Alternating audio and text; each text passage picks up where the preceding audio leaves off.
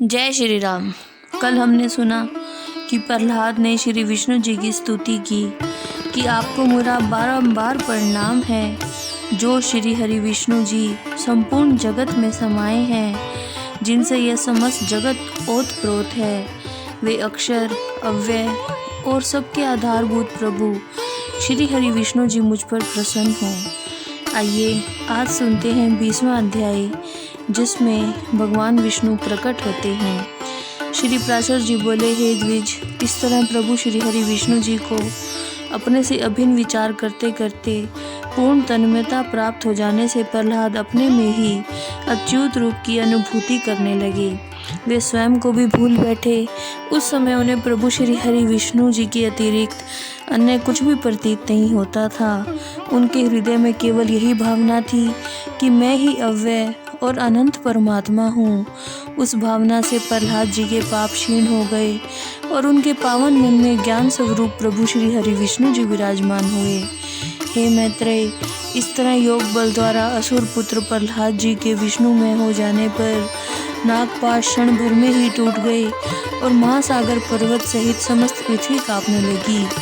तब प्रहलाद जी दैत्यों द्वारा अपने ऊपर लादे गए समस्त पर्वतों को फेंककर महासागर के जल से बाहर निकल आए। बाहर के आकाश आदि संसार को देखकर उन्हें चित्त में फिर से यह आभास हुआ कि मैं प्रहलाद हूँ। फिर उन महाबुद्धिमान ने मन, वाणी और शरीर के संयम पूर्वक धैर्य धारण कर प्रभु अनादि पुरुषोत्तम की दोबारा स्तुति आरंभ की। प्रहलाद जी कहने लगे, हे परमार्थ, हे दृश्य रूप, हे जागृत स्वपन दृश्य स्वरूप, हे कार्य कारण रूप, हे दृश्य अदृश्य रूप, हे कालातीत, हे सकलेश्वर, हे निरंजन देव, आपको प्रणाम है। हे गुणों को अनुरंजित करने वाले निर्गुणात्मन, हे निगुस्थित, हे मूर्त और अमूर्त रूप महामूर्तिमान, हे सूक्ष्म मूर्ते, हे प्रकाशा प्रकाश स्वरूप, आपको प्रणाम है।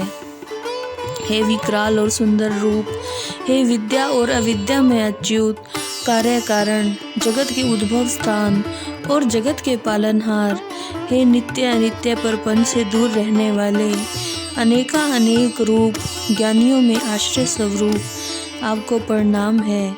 उन प्रभु श्री हरि विष्णु जी को प्रणाम है जो स्थूल, सूक्ष्म, स्फुट प्रकाश में है, जो अधिष्ठान रूप से सर्वभूत स्वरूप और समस्त भूतादि से परे हैं, जगत के कारण न होने पर भी जिनसे यह संपूर्ण विश्व उत्पन्न हुआ है, उन प्रभु श्री हरि विष्णु जी को प्रणाम है।